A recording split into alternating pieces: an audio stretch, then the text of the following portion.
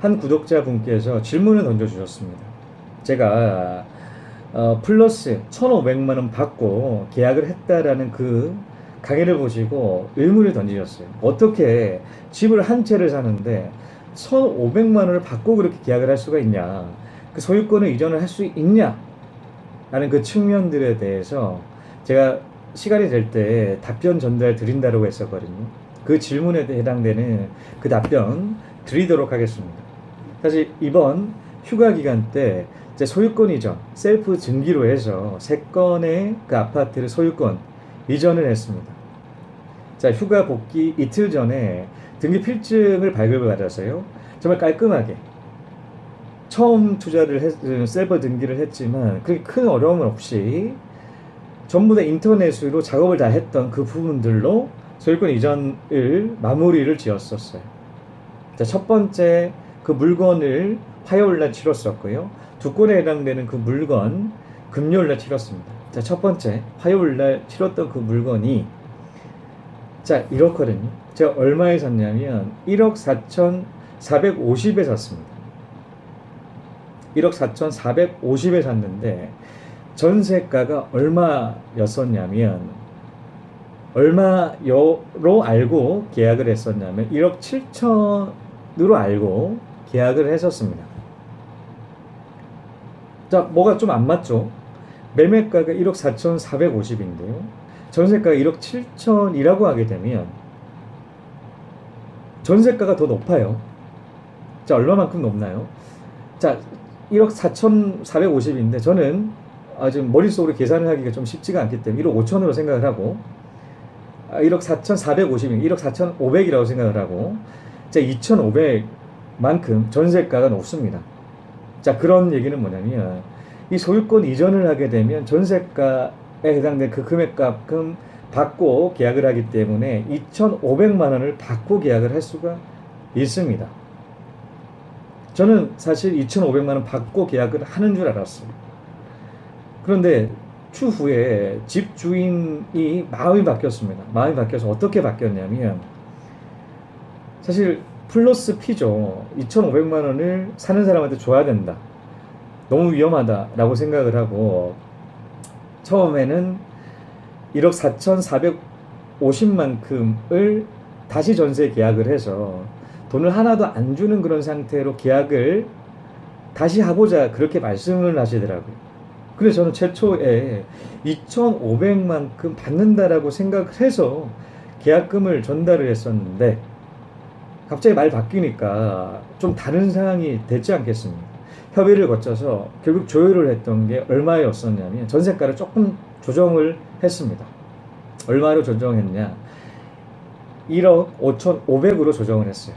자, 그러면 아까 1억 4,500이면 그 갭이 1,000만 원이지 않겠습니까? 저는 근데 앞서 말씀드렸죠. 1,500만 원 받고 계약을 했다라고 했습니다. 소유권 이전을 했다라고 말씀. 1,500만 원을 받고 소유권 이전을 했다라고 말씀드렸었는데 그 이유는 500만큼 계약금을 전달을 했기 때문이죠. 자, 앞서 말씀드렸듯이 1,000만 원을 받고 계약하는 물건이었습니다.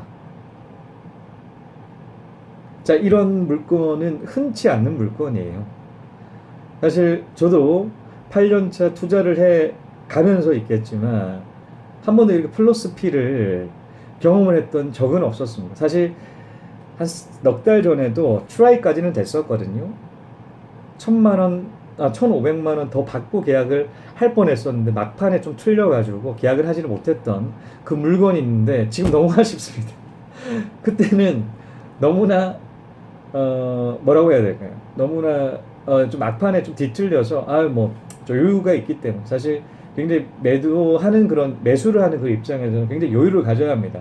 조급한다라고 하게 되면 이때까지 조급함을 가지고 이렇게 투자를 했던 때가 있었는데 실수가 나오더라고요. 항상 여유를 트라이 안 되면 협의 안 된다라고 하게 되면 안 사도 된다. 다른 물건들도 많다라고 생각을 해서 1,500만 원 받고 하는 그 물건을 놓친 적이 있었는데요. 지금은 너무 아쉽더라고요.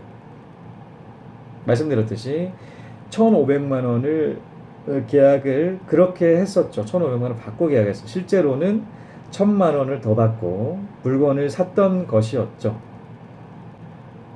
이런 물건 언제 나올 수가 있을까요? 급격하게 떨어진 그런 지역에 많이 이런 현상이 발생을 합니다. 자, 말씀드렸듯이 전세가가 1억 7천이었어요.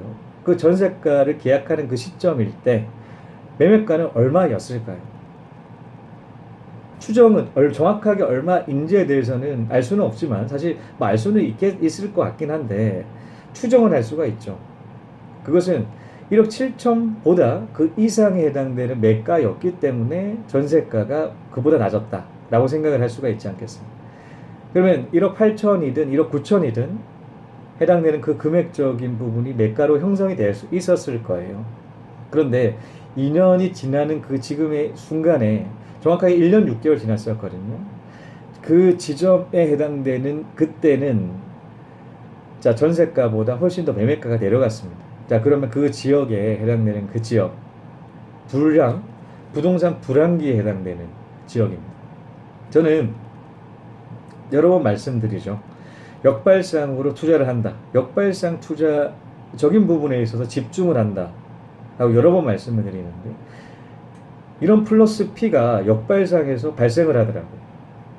앞서도 말씀드린 매가가 높았었는데 지금은 내려갔어요. 그렇기 때문에 1,500만 원 집을 한 채를 사는데 돈을 받고 계약을 이렇게 할 수가 있었죠. 자, 그러면 자, 지금 소유권 이전을 한지 한 20일에서 한 25일 정도 지나 있거든요. 자, 지금 같은 경우 그 물건들이 얼마에 형성돼 있을까요? 봤는데 깜짝 놀랐습니다. 지금 금매가 1억 6천에 해당되고 있습니다. 1억 6천이라고 제가 1억 4,450에 샀거든요. 1억 6천이라고 하게 되면 자, 20일 만에 턴 올라운드가 됐죠. 사실 저는 깜짝 놀랐어요. 사실 올라갈지에 대해서는 확신을 하고 있었지만 이렇게 빠르게 올라가는 그 추세를 보일지에 대해서는 잘 몰랐습니다. 사실 계속적으로 살려고 했었거든요. 조금은 아쉽다. 아까 말씀드린 1,500만 원 받고 그 계약적인 부분이 마지막 협상 뒤틀려서 계약을 안 했었는데 그것까지 샀으면 어땠을까라는 생각은 뒤늦게 지금 들고 있는데요. 저는 이번에 그 지역을 방문을 해서 이야기를 많이 들었었는데 생각보다 많은 전국 투자가들이 몰리고 있다는 사실을 알게 되었습니다. 정부에서 역발상적인 부분들을 고려를 하시고 투자를 하시는지는 모르겠지만 싸다라고 생각을 하셨는지 굉장히 많이 구매를 하고 있으시더라고요. 이런 투자자들이 저변에 깔린다라고 하게 되면 어느 순간 그 턴올라운드가 된다라는 그 측면들이 있거든요. 투자자가 몰린다라고 하게 되면 안 팔아요. 그 이하 같은 게 절대 팔지 않는 그 세력들이 그 기저를 에 해당되는 그 포션으로 계속 찬다라는 겁니다. 이런 해당되는 그 지역 투자자들 같은 경우 조금 더 내린다고 하더라도 절대 팔지를 않겠죠. 점점 쌓입니다. 그래서 이런 지역 부분들에 있어서는 굉장히 고려를 하시라고 말씀드릴 수가 있습니다. 자, 이렇게 해당된 플러스 P를 사실 수 있는 그 접근 방법들에 대해서 말씀드렸었거든요. 어떨 때 역발상 투자가 가능했을 때 급락했던 그런 지역 다시 올라갈 확률이 있습니다. 그 다시 올라간다는 그 조건들이 필요하겠죠. 어떤 조건이 필요할까요? 그 떨어졌던 그런 조건들이 해소가 되었을 때 다시 올라간다.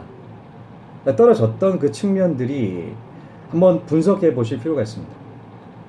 앞으로의 추세적인 부분들로 해당되는 그 떨어졌던 그 요인들이 충족되는 그 조건들을 찾아간다는 그 시점들을 고려를 하신다면 올라가는 시점 찾으실 수가 있습니다. 들이 저희 보러 미쳤다 그랬습니다. 그러니까 미쳤다는 거 한 분은 이런 말씀하셨습니다. 아, 망하려고 백을 쓴다. 근데 저는 지금이라도 시점을 다시 한번 잡으라 그러면요. 2002년도를 다시 잡겠어요.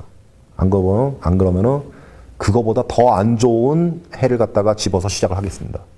왜냐면 이 투자는 안 좋을 때 해야 되는 것 같습니다. 안 좋을 때. 왜? 더 이상은 나빠질 게 없었어요. 자, 이것으로 플러스 P 어떻게 가능한가요? 에 해당되는 질문 답변 드리는 시간 가졌습니다. 자, 시청해 주신 여러분 감사합니다. 다음 시간에 또 뵙겠습니다. 저는 온리 몰입합니다.